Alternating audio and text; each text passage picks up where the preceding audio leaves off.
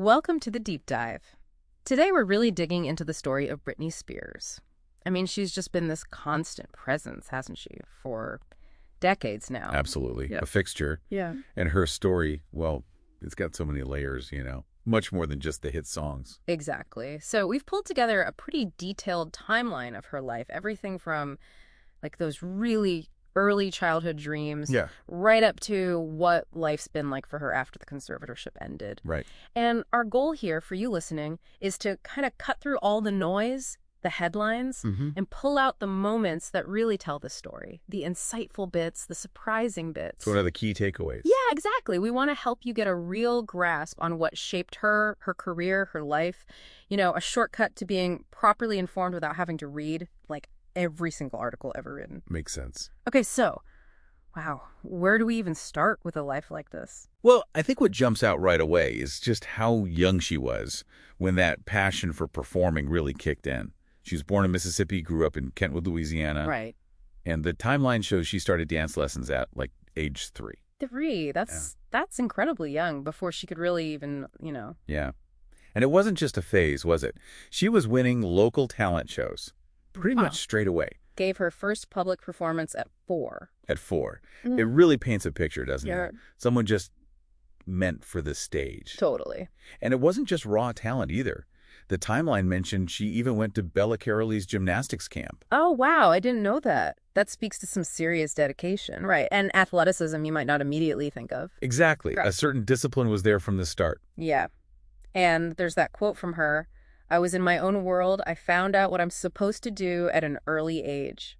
Which is pretty profound for a kid, isn't it? It really is. That kind of self-awareness makes you think about what that early validation, that success does to you. It must have just cemented those dreams, And the timeline really highlights her mom, Lynn, Right. taking her everywhere, performances, auditions. Lynn was clearly a huge part of making it happen. Yeah, sounds like it. Super supportive. An elementary school teacher, ran a daycare. Yeah, So, busy lady. definitely. But she made time for Britney's ambitions. But then you see the contrast with her dad, Jamie. Yeah, the timeline describes that relationship as strained and mentions his struggles with alcoholism. He worked in construction, owned a restaurant. A different world. Very different. And those dynamics, plus his struggles. Yeah. You have to wonder how that played into everything. And the money situation, too. They filed for bankruptcy in 98. Yeah, just before she hit it big. Which adds another layer of potential pressure, right? Huge pressure. Maybe pressure to be the provider for the family. Could be. That financial strain, combined with the talent, it focuses things. And then Lynn and Jamie got divorced in 2002, and Britney said it was the best thing that's ever happened to my family. Wow. That says a lot, doesn't it? About the tension, maybe? Yeah.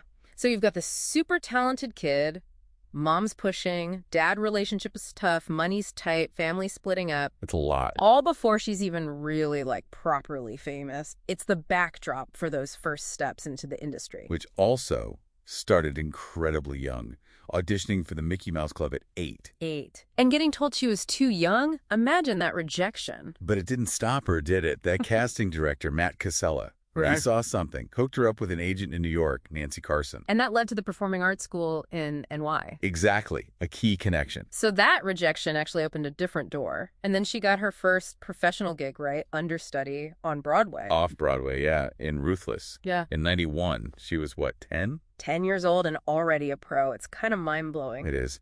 And then there was Star Search in 92. Ah, yes. Star Search, national TV exposure. Didn't win. Yeah. But still, huge deal at that age. Plus doing commercials. It just sounds relentless. Totally. And Lynn moving to New York with Britney and Jamie Lynn. Yeah. While dad and the older brother stayed back home, that's a massive commitment. Shows how serious they were. So yeah, that first MMC rejection Yeah. wasn't the end. It just led to different kinds of experience. Off-Broadway, national TV. Like a detour that eventually got her back on track. Because the Mickey Mouse Club did happen eventually. It did. December 92, she was cast. The show aired 93, 94. Those key years. And what a cast that turned out to be. It's wild looking back. Seriously. Christina Aguilera, Justin Timberlake, Ryan Gosling, Kerry Russell, J.C. Chases. I mean, wow. A launch pad is an understatement. And Britney called it boot camp for the entertainment industry. You can see why. Dancing, singing, acting, recording, plus schoolwork, all at Disney World. in bands. Super intense. And that's where the Justin Timberlake connection started, right? First kiss during Truth or Dare. Apparently so, yeah. The seeds of that whole saga were planted right there. Definitely. So the show gets canceled in 94, and she goes back home, tries high school. Yeah, back to Mississippi, Park Lane Academy. Mm-hmm. And it sounds like, well, it wasn't quite the same buzz. I bet not. She compared it to Clueless. All the clicks. Yep, and said she was so bored. Yeah. Big contrast to the Disney bubble, you know? Totally understandable. But she tried to fit in, right? Played basketball. Yeah, point guard on the team, tried to do the normal thing. But you got to think that pull towards performing was still there. Big time. Oh, for sure. MMC was amazing, training, networking, but that return to normal life probably just highlighted where her real passion was. Which was music, obviously. Exactly. So after that high school interlude, it's back to focusing on singing. And Lynn steps in again. With the karaoke tape. Yeah, sends a tape of Britney singing over a Whitney Houston track to Larry Rudolph, this entertainment lawyer friend. And that was basically the spark. Seems like it. Rudolph got it. Helped her get a proper demo made. Right, singing on an unused Toni Braxton track. That's pretty cool. Yeah, and that demo got her meetings. 4 labels in New York. And she lands with Jive Records. 1997. She's only 15. 15. And then they pair her with Eric Foster White, the producer. Ah, okay. And he helped shape her sound from lower and less poppy. Yeah, kind of crafted that signature Britney vocal style we all know. Those early production choices are so key. Absolutely. And then, bam, baby, one more time. September 98. Exploded. Just completely exploded. #1 on Billboard, sold millions. 10 million in the U.S. alone, right? It was just everywhere. Overnight. Total phenomenon. And the album did the same thing. Still one of the biggest sellers ever. And the mall tour. That's such a specific late 90s thing. Oh, yeah. Building that fan base directly.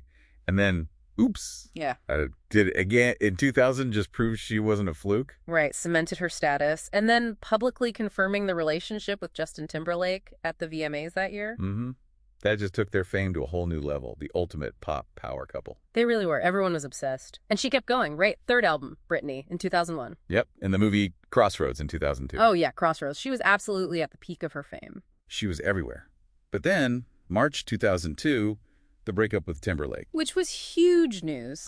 And sounded like it hit her pretty hard. The timeline suggests it did, yeah.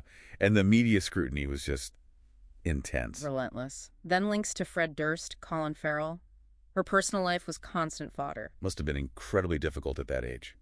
But she kept working. In the Zone came out in 2003. Still delivering hits. But then 2004, things got kind of chaotic personally, didn't they? Yeah, very fast-paced. That Vegas wedding to Jason Alexander. The childhood friend, annulled after 55 hours. Just, wow. Seems almost like a reaction, maybe, to the pressure. Maybe seeking something normal or just rebelling. Hard to say. Yeah.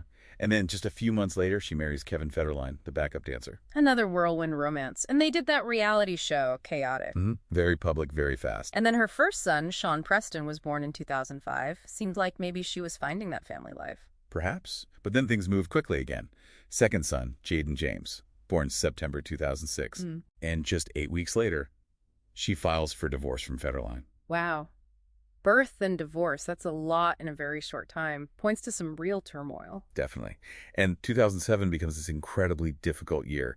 Public custody battle, rehab stays. And the head shaving incident in February 2007, that image just went everywhere. Became iconic, yeah, but often used so negatively. Yeah. A really visible moment of crisis. It was. And losing physical custody of the kids in October 2007, just devastating. You have to remember the human side behind all those headlines. It's brutal. Absolutely.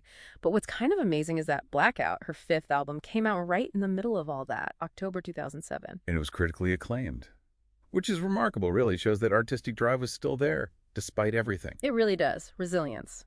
But then things took another major turn. February 2008, the conservatorship. Yeah, this is the huge turning point. After a mental health crisis, she's placed under this involuntary legal arrangement. Maybe explain briefly what that means, a conservatorship. Sure. It's where a court appoints someone, a conservator, to manage the finances or the personal life, or both, of someone deemed unable to do it themselves. Right. And in her case, it was her father, Jamie, and an attorney, Andrew Wallet, initially. Correct. Controlling her money, her decisions. And what started as temporary just kept going. For nearly 14 years. That's a long time. A very long time. And she kept working throughout it, which is one of the really complex parts. Yeah, albums, that massive Vegas residency, Piece of Me, making millions. Which raised a lot of questions, right? How can someone be generating that much income, performing at that level, but legally not be capable of managing their own affairs? It's a major contradiction. And her visitation with her kids was limited, too, during that time. Must have been incredibly painful. And this is when the hashtag Free Britney movement really started to bubble up, didn't it? It did. Fans, observers, people started questioning the whole thing. Why was it still in place? Was it necessary? Was it right? It became this global conversation. About autonomy, control, individual rights. Exactly. And then the big moment, June 2021, her testimony in court. That was just unbelievable. Hearing her speak directly, making those allegations of abuse, asking for it to end. So powerful. And it really shifted the public narrative, I think. Made it impossible to ignore. Definitely. And things moved relatively quickly after that. September 21, Jamie's suspended as conservator. Yep.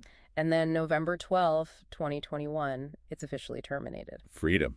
After almost 14 years. Huge moment. Met with so much relief and celebration. But life after freedom, it hasn't been simple either, has it? No, the timeline shows it's still complex. She married Sam Asghari in 2022. Right. But they separated in 2023. Divorce finalized late 2024. So that new chapter didn't quite work out as hoped, maybe? But then she released her memoir, The Woman in Me. Which was huge. A bestseller. Her chance to finally tell her own story, in her own words. After years of others controlling the narrative, that's significant. Incredibly significant. There have been other things, too. Some Instagram posts causing concern, like mentioning not leaving the house, the law school comment. Yeah, fans worry. It shows the healing process is ongoing, right? It's not like a switch flip. Not at all. But she is doing things. There's talk of a biopic, a fictional musical. Interesting approach. And a jewelry line. Yeah, Be Tiny, apparently. Yeah. So, creative outlets are still there. But then she said she'd never returned to the music industry as a performer. December 2024, yeah. Said she enjoys ghostwriting. That felt pretty definitive. A real shift. It did. And the situation with her sons. That sounds complicated, too. Yeah, they live with Kevin in Hawaii. The relationship is described as strained. Reports she hasn't seen them in person for quite a while, though they talk sometimes. That's just sad. Shows the ongoing personal challenges. It really does. Freedom doesn't magically fix everything. But she's also launching a new fragrance line, reunited with her lawyer, Matthew Rosengard. Okay, so maybe new ventures, keeping her legal team close. And the Mexico comment was a joke. Apparently so, yeah. She clarified that. So, putting it all together, post-conservatorship life is this mix, isn't it? Reclaiming herself, trying creative things, but still dealing with complex family stuff. The story's definitely not over. Not at all. It's still evolving. And looking back at the whole sweep, it's just this incredible story of talent, fame, pressure. Immense pressure. And then this long, hard fight for basic freedom. Yeah. Her journey just shines such a bright, maybe uncomfortable light on the entertainment world. The pressures, the lack of control sometimes. And the struggle to just be a person under that intense scrutiny. Absolutely. Which kind of leaves you thinking, doesn't it? This final thought for you listening. Yeah. When you consider everything Britney went through, from being so young, the insane fame, the control of the conservatorship, what does it all tell us? About how we support talent, but also how we protect the actual person, their rights, especially when they live in the public eye. It's that balance, isn't it? Nurturing talent versus protecting the individual. Exactly. And Britney's story, it just forces you to ask if we always get that balance right. No easy answers there. But definitely something her journey makes us confront.